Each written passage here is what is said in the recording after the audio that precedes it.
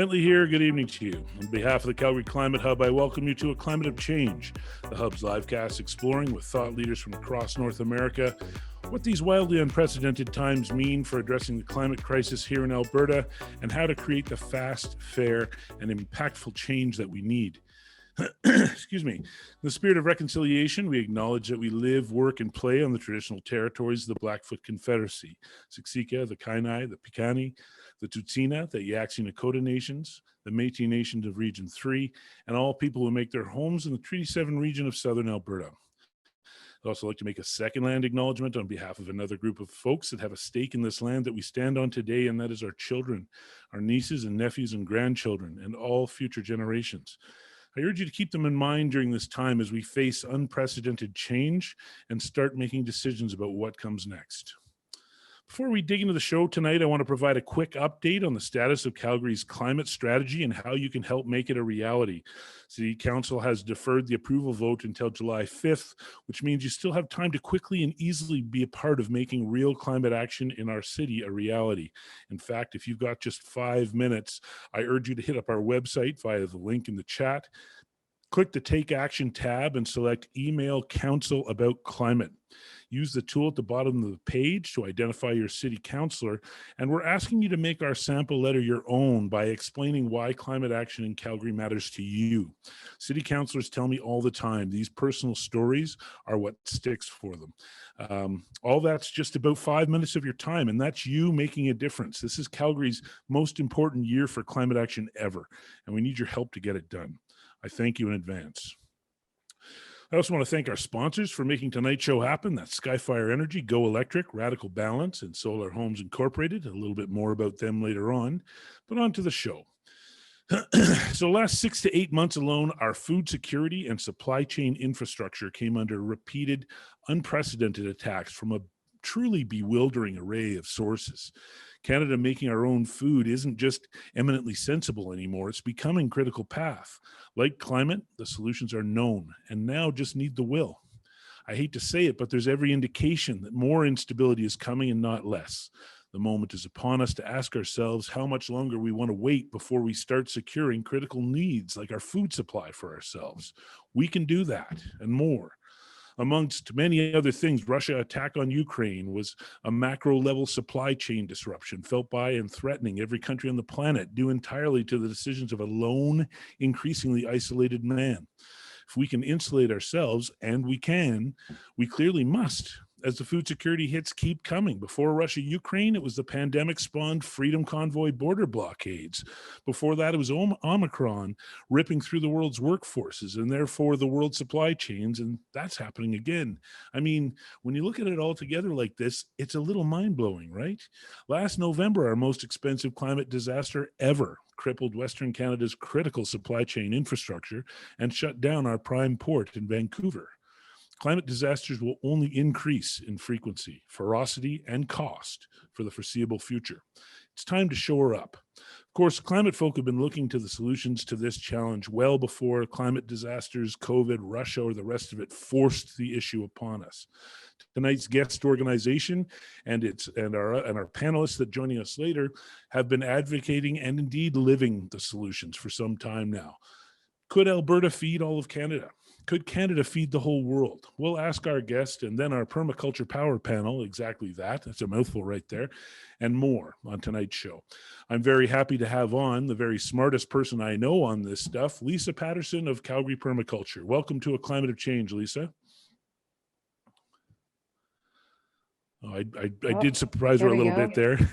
I didn't give you much warning, did I, Lisa? I was on the mouse ready to click, but as these things happen, it was a little slower than I was expecting. Fair enough. So, when I was looking into all this, Lisa, I felt like, sometimes I think I use permaculture and climate interchangeably as far as, what we need to accomplish and what we need to do. Where does climate start and permaculture end in your mind? Well, I mean, climate really, truly refers to things that are way bigger than individual actions. Mm-hmm. Permaculture is a way of thinking, seeing the world, acting that, if we embraced it on a widespread basis, would absolutely change how we interact with this planet and would help bring back the climate disaster that's looming over all of us. So when we look at permaculture as a way of being, it's taking into account the ethics of permaculture in every decision that we make. So imagine if City Council, before they made a decision, looked at it through the lens of people care. So how does it care for the people of this city? Earth care, how does it affect the earth in this environment of Calgary? And future care, like how does it affect things going forward? Right now, all we do in this society is look at it as a profit basis. So, a tree or a forest is only worth what it's worth in lumber on the shelves. But we know that now those trees have far more value in place, standing, creating shade, helping us sequester water, providing the oxygen that we need, and clearing out some of that carbon dioxide.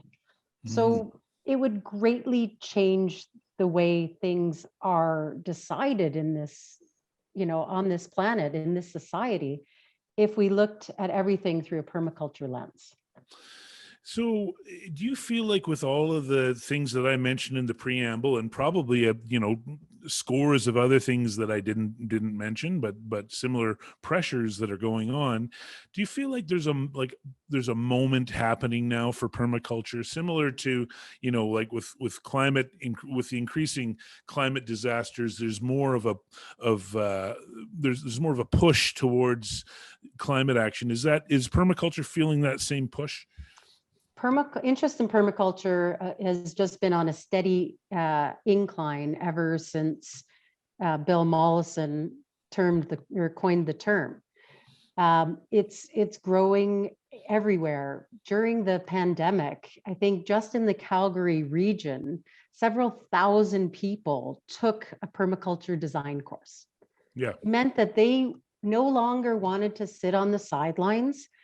They wanted to learn about how to make positive change now. And this is the thing. Changing the way we do things isn't, unknown. It's not like we haven't developed the technologies to change the way we do things. We already know how to make positive change. We just have to change the system to incentivize positive change instead of, I'm sorry, I'm no fan of capitalism, but the impetus to turn everything over for a quick buck. Right. I mean, if there's a full accounting, then those quick bucks, that's pennies up front for what we have to pay on the back end. That's right. So I'll let our audience know that I have. For a long time, Lisa had been trying to get me to come to a permaculture event, and I'd always been busy, and she's finally nailed me down and said, Bentley, you better come to this thing. And I did. And it was her cabin fever event, and her two keynote speakers really blew my mind, exactly as Lisa knew they were going to. And both of them talked a lot about, rural agriculture and solutions that could be happening that use natural solutions and make for better land use and more profitable land use. And so I guess the question I want to come to with you on that, Lisa, is is it, if we decided that we wanted to, do you think Alberta could feed all of Canada if we invested? If we just decided that's what we really want and we had the funding, is it possible? Well, I don't know if we could feed all of Canada, but Canada itself produces a lot of food coast to coast. What we could do is provide better food that sequestered carbon and didn't cause so much, environmental degradation, helped capture the rainwater into the farmland instead of having it run off and create flood events in Calgary. We could do what we're doing, and we could do it a lot better, and we could take a lot of those emissions created by our other industry and put them where they can be useful in the soil. Mm-hmm. So the other question I wanted to ask you about rural, one of the things that we routinely end up hearing is that, the rural Alberta, for example, it seems like there's a lot of climate devastation that they have to deal with.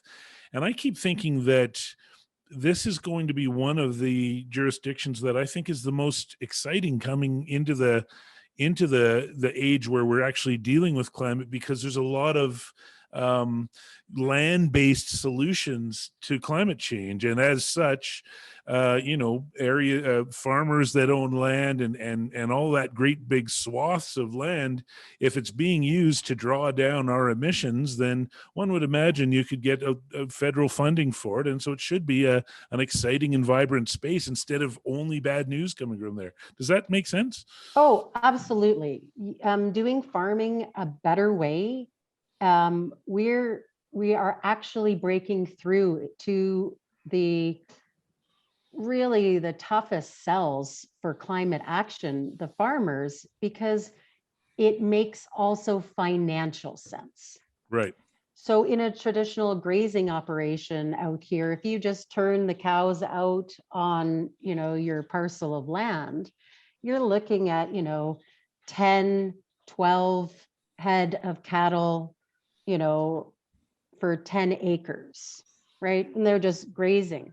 If you start doing rotational grazing, you can start putting 20 animals on that land, Mm-hmm. which makes it more financially viable for the farmer, and it sequesters carbon.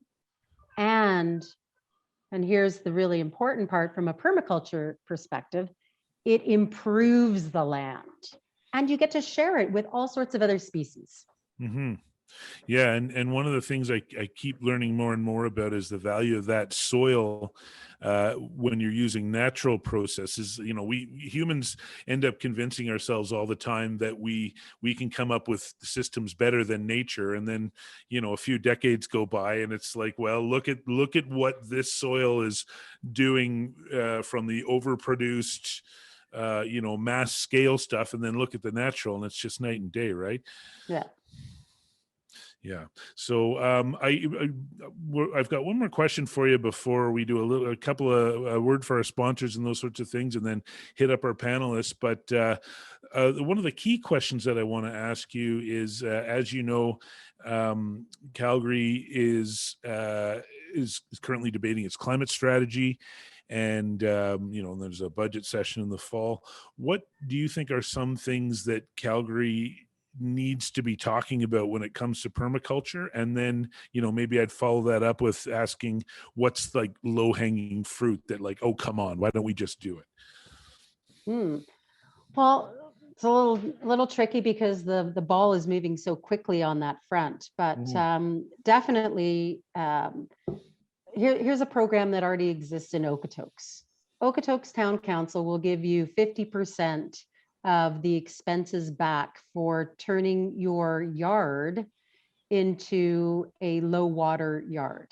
So you can do xeriscaping, which, okay, whatever, you're not having grass, but you still have maintenance. Don't think that xeriscaping is no maintenance. Someone has to get out there and vacuum the rocks. Right.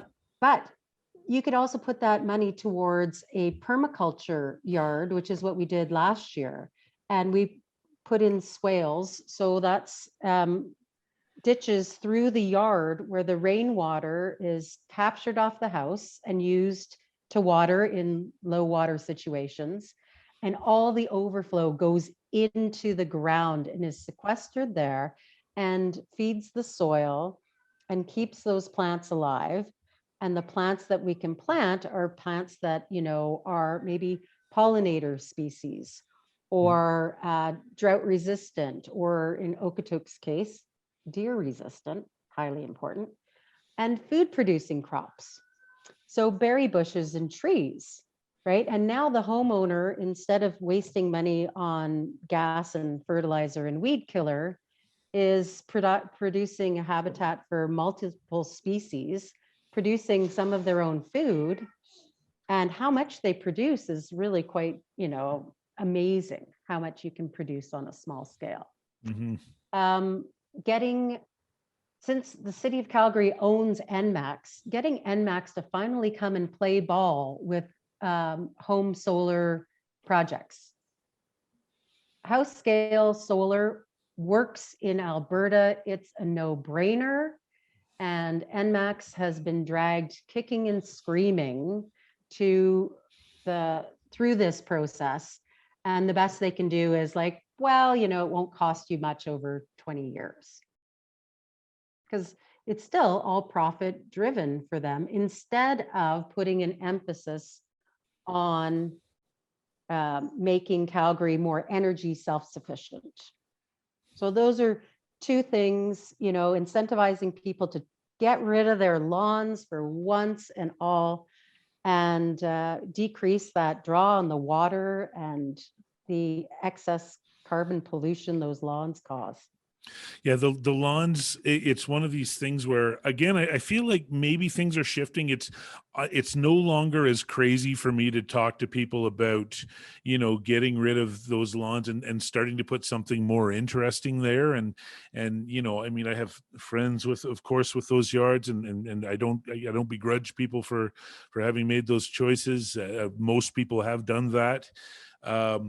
But it's one of those things where I feel like there's so much square footage in North America that's devoted to just this bright green, this goal of this bright green, otherwise totally featureless, lifeless lawn. And I keep wondering, when it's going to be that there's some kind of motivation for people to make that switch.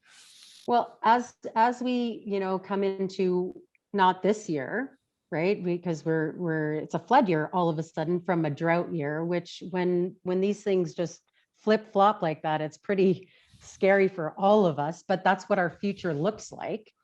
But when we start to incentivize people to get out of these water wasting ways by ripping out that lawn, right? It'll benefit all of us, because what are people doing? Pouring water on something that's absolutely a waste of time and space.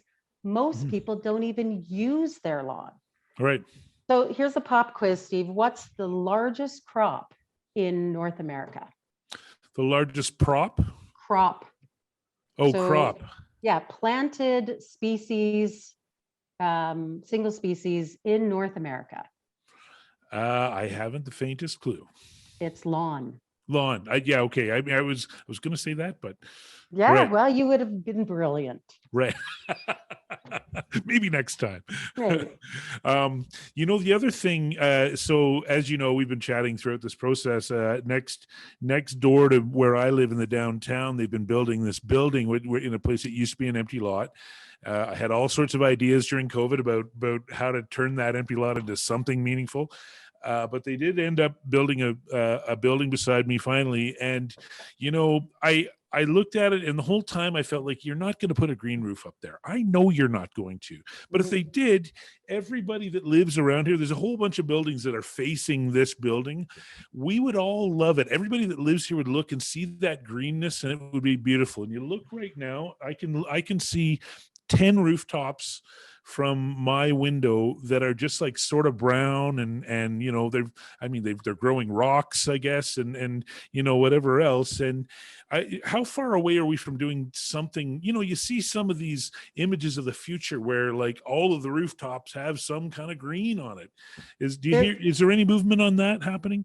There's no reason why we shouldn't be mandating some kind of positive use for rooftops right now. So they either should be covered in solar panels or they should be covered in plants.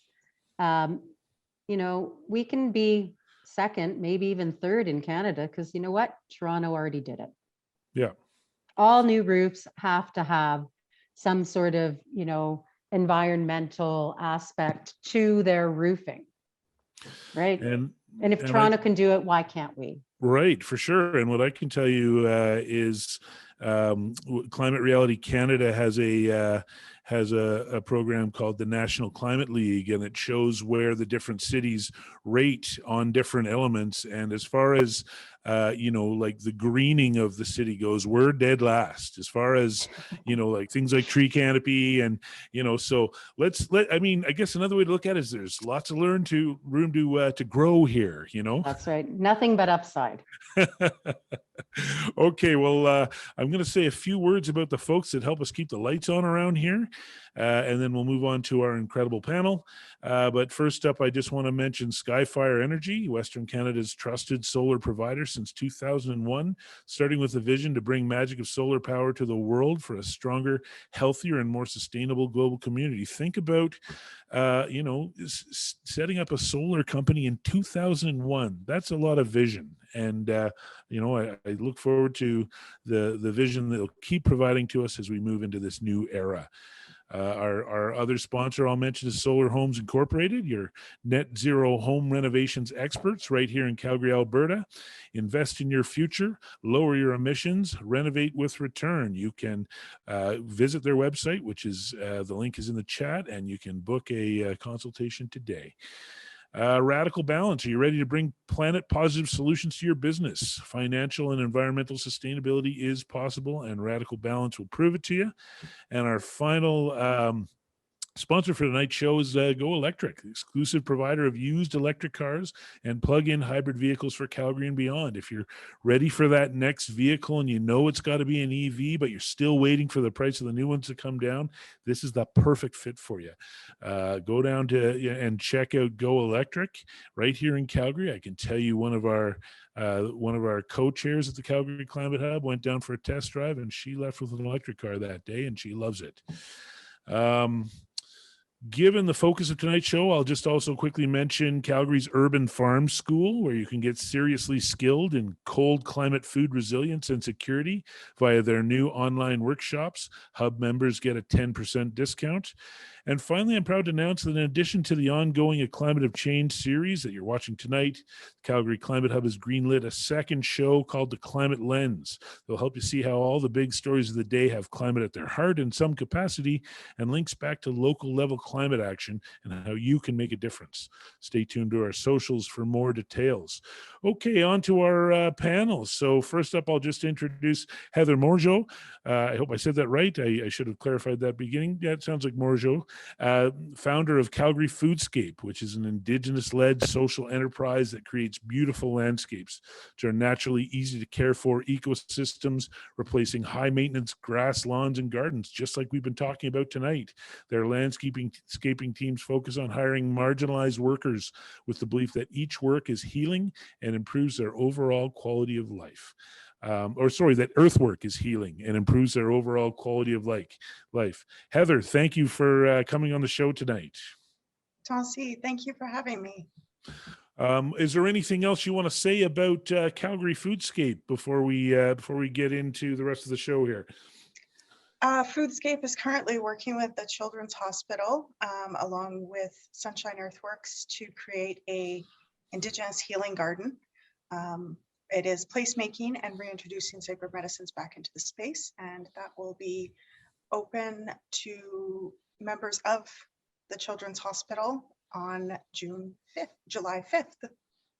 Excellent. Okay, and our other panelist is Jeremy Zoller, who is the founding co-farmer and the do-it-all dude for the Highfield Regenerative Farm, which is a decentralized, hyper-local model for managing waste, creating soil, growing food, and working together. Thanks for coming on, Jeremy. Why don't you tell us a little bit about the Highfield Regenerative Farm? Okay, thanks so much for having me. You bet. Hello, Heather. Hello, Lisa.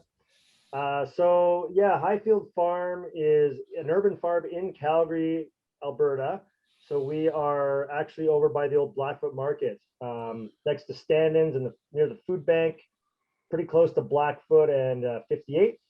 So it's actually right in town. We have 15 acres, and we originally were a City of Calgary pilot project, and we're trying to convert that 15 acres of brownfield industrial zone into a productive regenerative farm space. So we're doing a little bit of land regeneration. We're bringing in different organic waste streams and turning them into compost and using them to fix the soil. And we're also doing a lot of community building.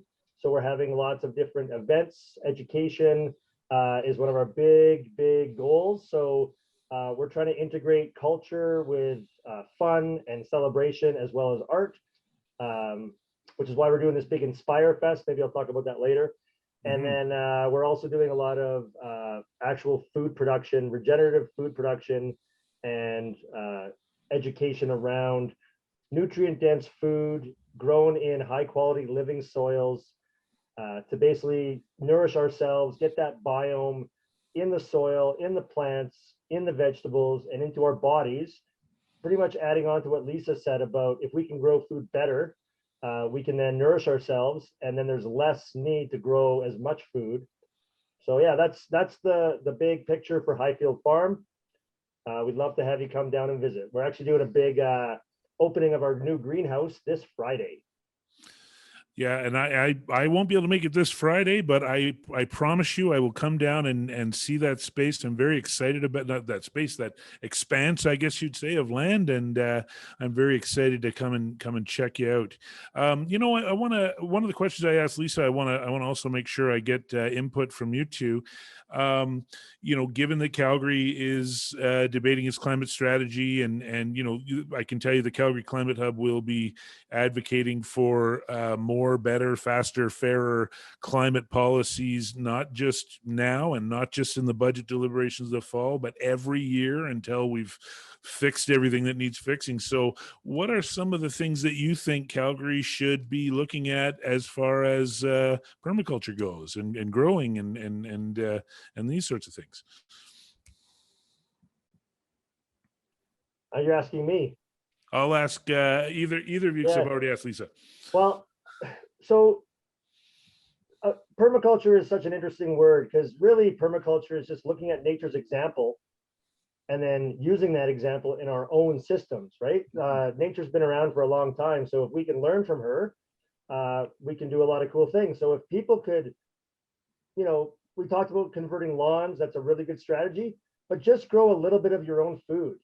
Get your hands in the soil, educate yourself about what it takes to actually grow a garden, nutrient-dense food, that living soil. The life in the soil is just as important as the life on the planet above ground. So growing a little bit of your own food, maybe being a little bit smarter with the way that your water flows on your own land, put a little rain barrel in, put a bigger rain tote in, put some passive water systems that you don't have to do any work after to water all your plants, and convert those lawns if you can. Now, the grass isn't evil.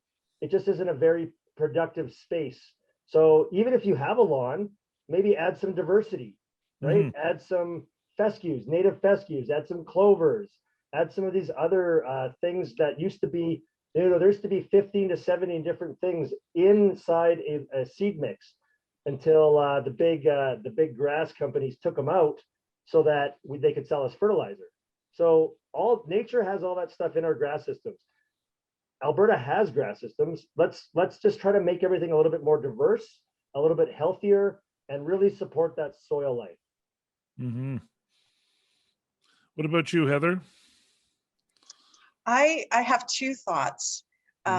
First of all, I'm looking at the city as urban planners, and I really think that they would benefit from having an Indigenous permaculture designer on their urban planning team to incorporate native species, regenerative practices in their urban designs. We've got all these poor lonely trees that are sitting in concrete blocks in metal cages, and it would take nothing to plant some beautiful shrubs and grass and some of the plants that are native to these spaces, and they will become more meaningful installations of the city to that space.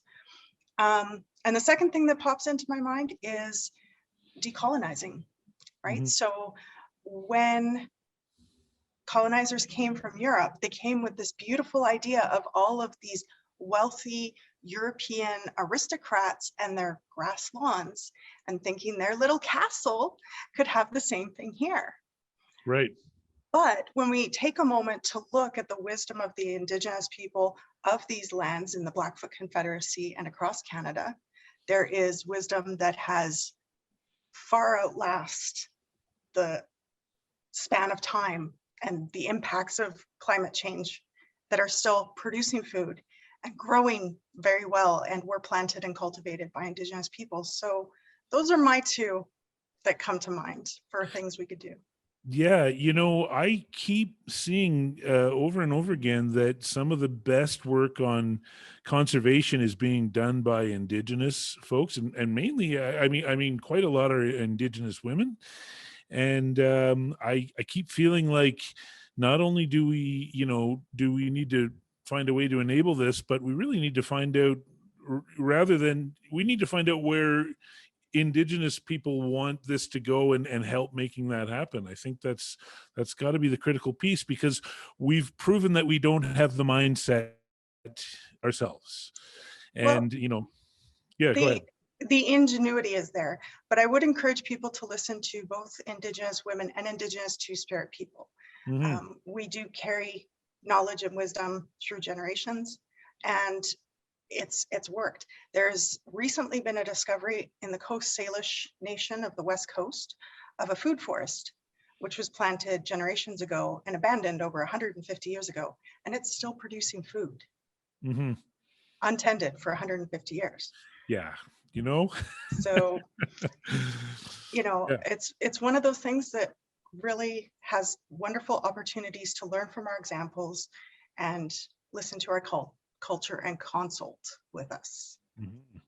So before we launch the show tonight, we were it seems like all of you were expressing that you're busier now than ever, and I want to talk about what's fueling that, what's making that happen in your minds.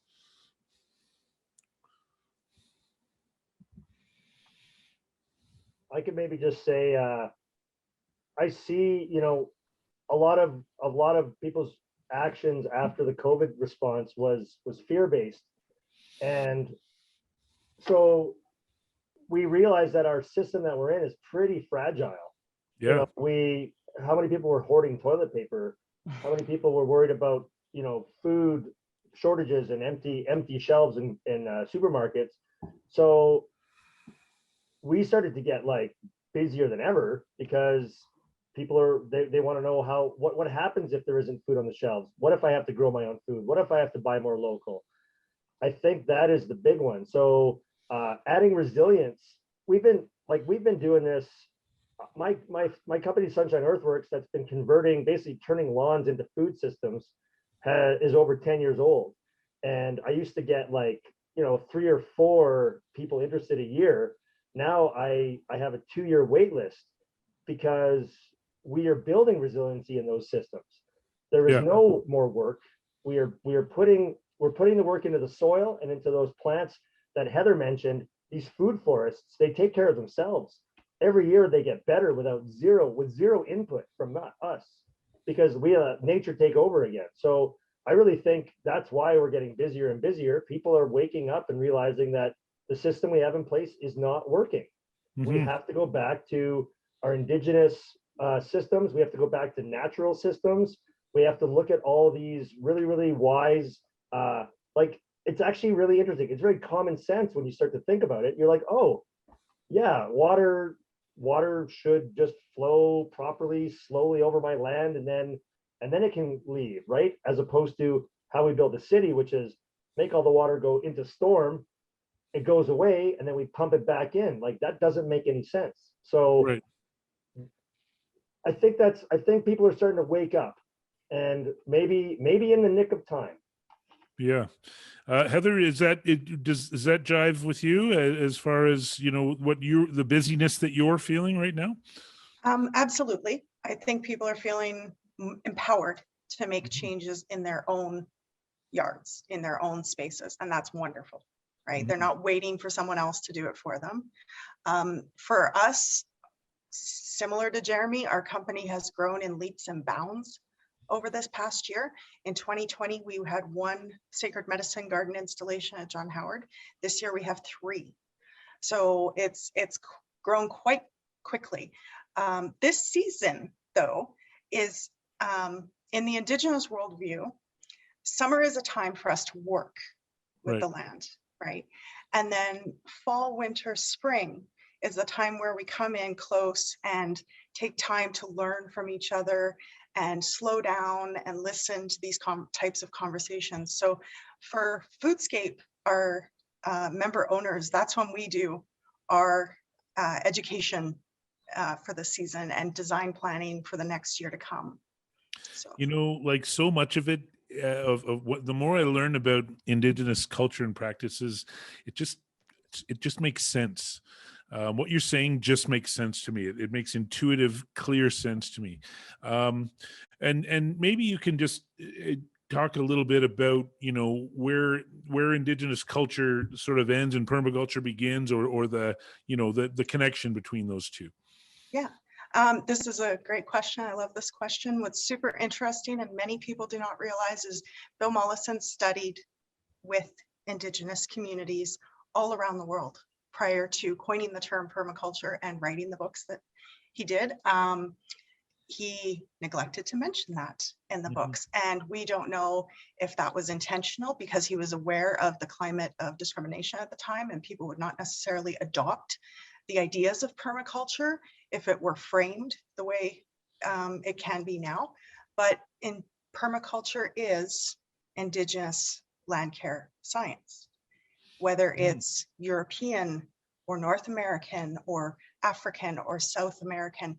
There are permaculture practices that are embedded into the land, into the Indigenous people of those lands, and they are resilient and long-lasting and regenerative to the earth. So it's really, that's permaculture and Indigenous land sciences are the same. They just Mhm. have different names. And Yeah. yeah.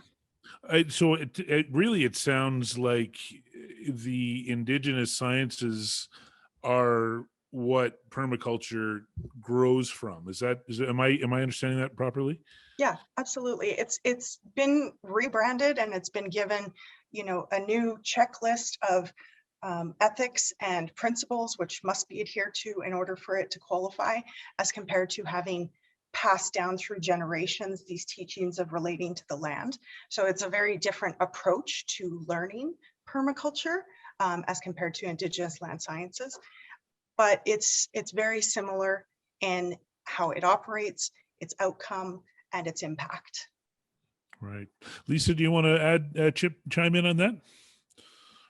Oh, well, I'd like to think that permaculture draws heavily on, you know, Indigenous knowledge over throughout the whole world. Mhm. And then on top of that layers, you know, more sort of Western thought patterns on it, looking at things in specific ways. So we like to break things down in permaculture designs with zones and vectors, and to make it easier for maybe those of us with shorter attention spans from the Western sciences, but to be able to maybe scientific size the teachings, you know, of the Indigenous people, and you know, I guess perhaps, you know, quote unquote legitimize something that was already in practice. But to that, we still have to add technology, right? Right. We have created you know, rainwater harvest systems from buildings that are, you know, are quite, you know, very specific now, how you adequately capture rain off a roof in Calgary and direct that water, and how much space you need in the ground to store your excess. that of course, you know, didn't really apply when you were looking at a landscape without, you know, giant buildings all over it. Solar energy is, I think, really important addition to permaculture. I've been living off grid for almost 20 years now. So being able to create my own energy has been really important in being resilient. So I think what Bill did was to draw from all sorts of knowledge bases. And yeah, he probably should have been clearer in how he came up with that knowledge. But the good thing about permaculture is that it's specific to different regions, right? The permaculture that we apply here in North America or in Calgary is not the same permaculture that you would apply on the coast or in Ontario or in Africa. You know, all of our climates are different, and it does, you know, benefit us to rely on the peoples who have been living here the longest to take that starting point from. It sounds like if I want to have a shorthand for me to just pull a sentence together on this, I can say that the foundation of permaculture is Indigenous teachings. Is that a fair thing? Yeah. What would you say, Jeremy? I think, okay, so I think it's really important to understand that permaculture is just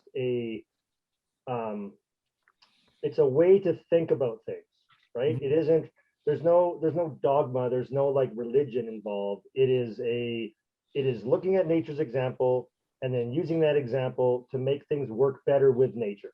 So it makes sense to me that Indigenous people, First people would actually, that lived with the land, that worked with the land, would develop these techniques to make that a possibility, right?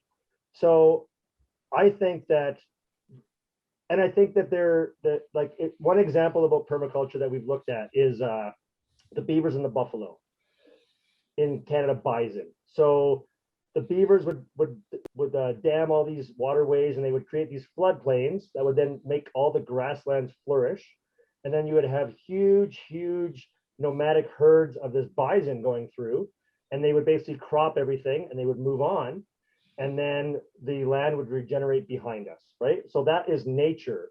Right. Now, I'm sure Heather can speak to how the First Nations people worked with that system. Now we have, you know, a lot more people that own land, that have cattle and things like that on that land. Well, they can mimic that by doing this regenerative farming that Lisa was talking about, this holistic management, where you have these different paddocks and you cram in all the animals, and they like to live in these big herds, and they crop the new fresh grass, and then you move them every day, and then they eventually, when they get back to the start of the system, it has now regenerated. And so you're building land, you're sequestering carbon. That is a similar thing to that bison system. So it makes a lot of sense to me that, like, looking at, and the reason that Heather and I are doing this work together is we have found each other to find this really interesting sharing of knowledge, because I really respect her heritage and the people and their knowledge and their wisdom from before. She is looking to me for the knowledge that I have come up with in my lifetime, and we're just open to listen to each other. Like, it's a very, very cool thing. So I think that we can basically, if we can get back to living with nature, as opposed to being separate from it and doing it differently, that's what's important. And that actually is what we can do to reverse that climate change thing. Before we go today, I will tell you how to save the planet. So stay tuned, but let's do that a little bit later. Okay, I will make sure that before we go, we get that. That sounds like valuable information. But, you know, while you were talking, that reminded me of that one of the guest speakers that Lisa had on for Cabin Fever. The name escapes me, but you'll probably be able to name him, Lisa. He described all the bugs and the cattle and everything that's on the land are his employees, because they all do jobs. And some of these, you know, a lot of the big farming operations are finding ways to kill the bugs and kill these things, anything that's not, you know, what they're trying to grow. And you know, it's very reminiscent of what you were describing there, Jeremy. And the other thing that I would say is, you know, while I'm listening to you talk about permaculture, it reminds me a lot, of course, about the circular economy. You know, we and for anybody in our audience who's not familiar with the comparison, you know, the linear economy means you create it, you use it, you throw it out.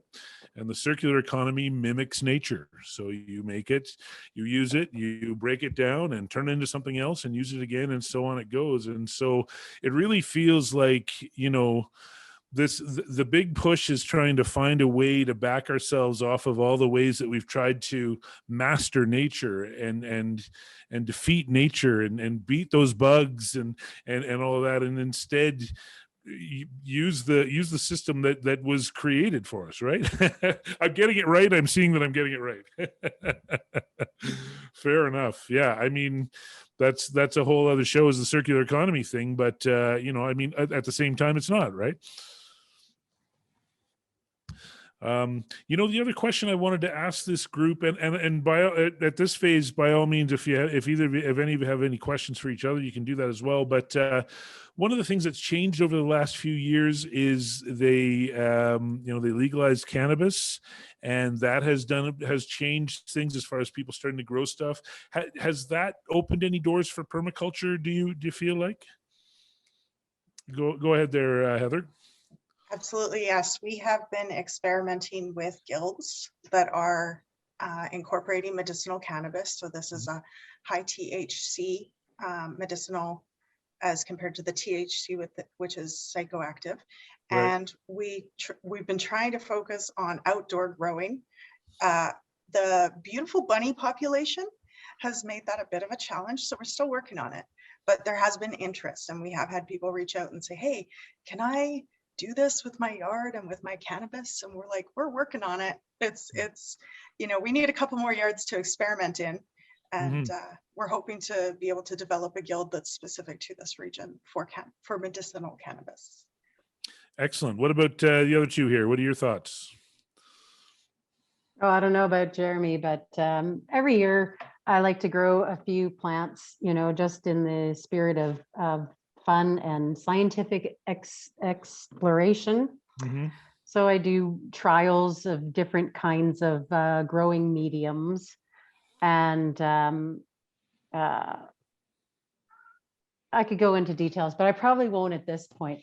But to look at different ways of growing cannabis outside of the, let's see, semi-secret cannabis growers, which are legion in Calgary, in Canada. People have been growing cannabis, you know, in their homes for decades. And they like to use a lot of, you know, chemical fertilizers. They like to, you know, mess with everything from the lights to the pH to the amount of water to you name it. They've got it down to a science. If we kind of applied their zeal for growing cannabis to kind of almost any other crop, you know, we'd probably solve world hunger by now. Right.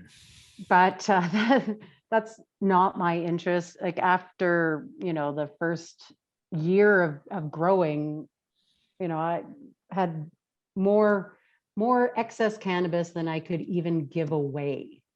It's ridiculous how productive those plants can be. But I like to, you know, continue on the experiment. So, you know, what's better, sheep shit or cow shit as a natural fertilizer to grow in? Right. Yeah, and all with very, very low tech sort of means. But as I said, the people who take this seriously, you know, could have bred a perennial wheat by now that we could have used all across North America, I think. And you know, it's a thing where you see that if you it really inspired a natural innovation amongst the people that were growing this stuff prior to it becoming legal, and they ended up finding their best practices and what they thought worked best. And so one can imagine that if only we could do the same with harnessing the sun and harnessing other forms of energy, and encourage that type of innovation to happen in households across Canada. It'd be a big difference. Heather, I thought I saw you raise a hand there. I I got did, a quick but one too after. what I wanted to say is you need to talk to Jeremy about hemp, and Okay. that Yes. is important. I That's wonder if probably that's going more to be important. Yeah. I wonder if that's going to be the save the world part. We'll hit them both. Go ahead, Jeremy. What you got? Not so much, but yeah, hemp is super important. I think if we got into some more crop of hemp, we could save so many trees. Hemp was originally kind of villainized way back by that old baron who basically owned all the newspapers and said, "Oh, it's the devil's lettuce. Right. Don't use it," because he didn't want to compete with his newspaper business, Randolph Hearst. Right. And it hasn't really recovered since. So anyway, I think the more innovation we can get, the more government subsidies towards things other than the psychedelic side. I think there's so many uses of that plant. It has affected us a little bit. Like we have a soil company at the farm. We're partnered with Living Soil Solutions, and so we sell high quality living soils and composts, and we also sell worm casting. So Lisa mentioned worm manure or sheep manure. Worm manure is like some of the most balanced compost you can get. And we actually have a lot of clients that are cannabis growers that are getting into the living soils because of that biology again. Like a lot of hydroponic growers, are kind of the tried and true old school cannabis growers. But you have to constantly, it's not a natural system. You're no longer with nature. It's a container system, and you have to do everything. You have to put the nutrients in, you have to make sure the water cycles are right, you have to make sure everything works.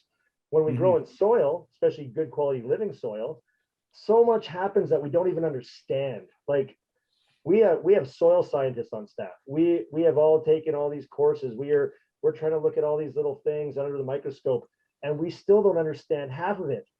It just works. So Right.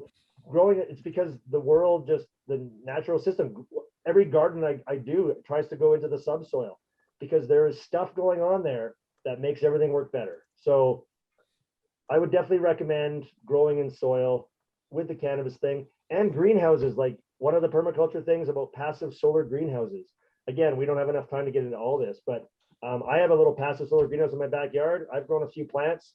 I don't do anything. I water them, and Right. they have been vibrant and bountiful because I built these systems that are just natural. So It's wonderful. I love it. You might as well tell us how we can save the world. I'd be remiss if I didn't take advantage of this opportunity. okay, so I'll keep it real short because time is short, literally as well on the planet. So the big problem with this whole climate emergency is that we have too much carbon in the atmosphere as well as other gases, right? And it's warming everything up. And it's not just warming the land, but more importantly, it's warming the ocean. The ocean can no longer sequester what it needs to. It used to be the filter for the planet, but it's pretty full. And so it is now just, this part per million of carbon in the atmosphere eventually creates this ocean acidification. And all the stuff in the ocean, all these little food sources from the bottom up rely on living in a very specific threshold.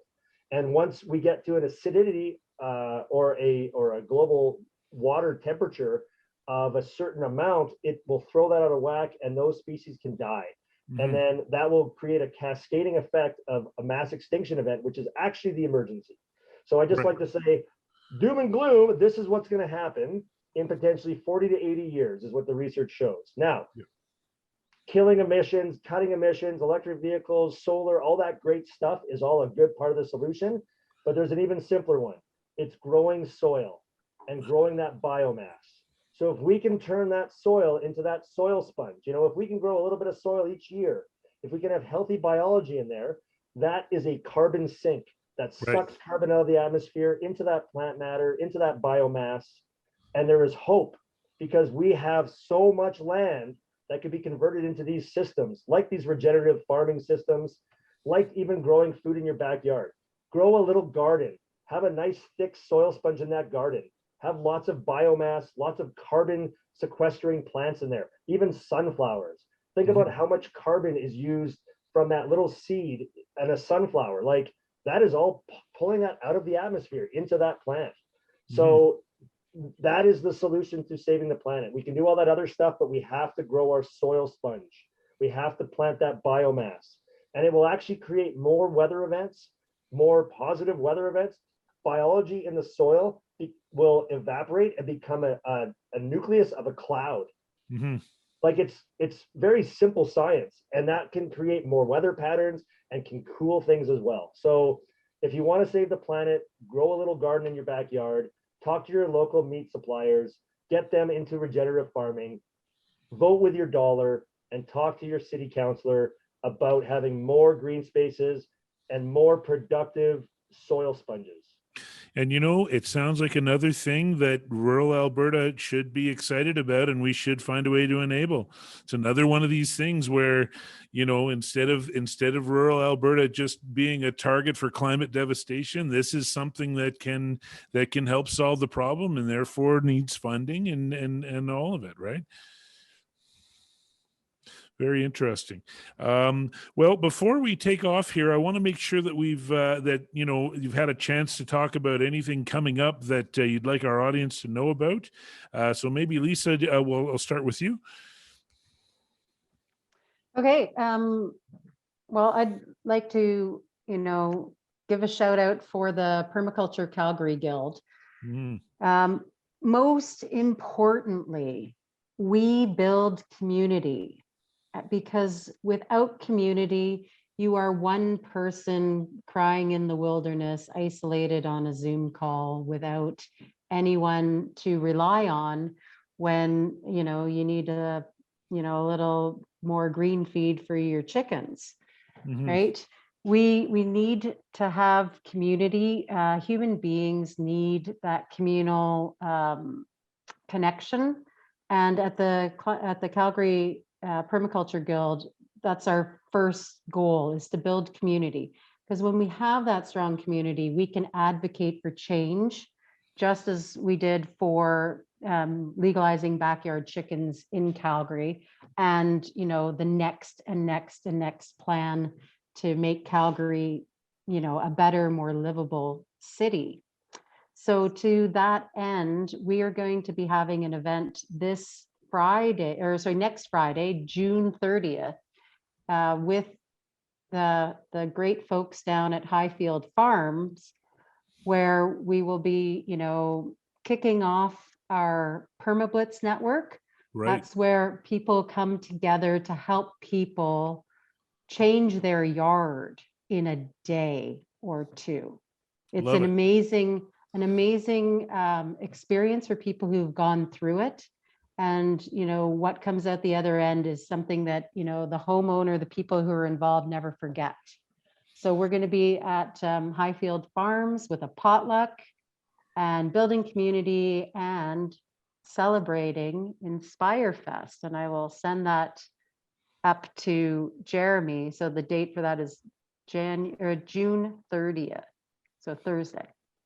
Yeah, and before I go to our other guests here, I just want to mention that you know, any of these things that you're talking about that you want amplified through our social networks, by all means, shoot us a message, and we're happy to pass that along. I know that there are Calgary Climate Hub members who would love to do a PermaBlitz. So by all means, let us know about that, and we're happy to spread the word. Maybe I'll go to Jeremy there, because we talked about Inspire Fest and that looked interesting, but you've got a big event coming up Friday as well, right? Yeah, so we have lots of stuff going on at Highfield Farm, highfieldfarm.ca. Check it all out. We got a big grant from Ag Canada to build this giant greenhouse that's going to be able to basically let us grow food year round and also have a community space and an education space inside. It's the only space we have so far that's covered. Right. So that's happening this Friday. We actually have a ribbon cutting with some delegates and some talks about this big greenhouse. That's at 11 a.m. And then later on in the evening, starting at 7, we have a ticketed event, and it's a bit of a fundraiser to cover some of the costs of the greenhouse. And that is also at the farm. So, and we're going to have a local band and local DJ and some drinks and some celebration. And we're going to talk all about the event. So that's coming up. I'll be quick, but then we have one on the 30th with the Permaculture Guild, and then also Inspire Fest. It's a bit of a volunteer appreciation and networking and a bit of a celebration there. But really ramping up to our big event this summer called Inspire Fest. So we wanted to celebrate. We wanted to have a little bit of an alternative to Stampede as well. So coming out for some live music. It's the July 15th to 17th. Inspirefest.ca. Tickets are on sale now. We could really use some people support joining us and trying to help us raise money for the farm. And we are integrating culture, community, art, as well as live music and celebration. We're going to have a whole bunch of live artists on site. We're going to have big family events for the kids, lots of education about the farm, an entire weekend of live bands and live DJs, a giant fire-breathing metal turtle that's a giant stage, as well as just so many art pieces and great folk to hang out. So if you're interested, we would love you to tell everybody about Inspire Fest. We also have a First Nations group that's going to be doing some ceremony and some drum circles. We have a healing meadow that's going to have yoga and breath work and Reiki and all these kinds of things. So it's a little bit of everything. We're expecting 500 to 700 people. So we're looking forward to that. So thanks so much. And highfieldfarm.ca, anytime you want to see what's going on. I'm not even promoting my company. That's working already. I really want to focus on the farm because I think we're doing a lot of good. Right, and I'll just let the audience know you can take a look at all of the links for this in the chat, and we'll post those along with our social network outreach as a result of this show. Heather, other than letting City Council know that we've found their new Indigenous permaculture expert, what are some other things that we should let or that you'd like our audience to know about? Yeah, absolutely.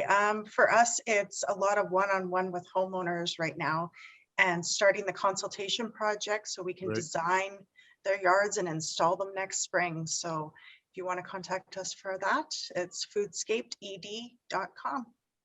So basically, if anybody is interested in moving away from the traditional unproductive, labor-intensive, have to throw poison in it lawn, we should put them in touch with you. Is that fair to say?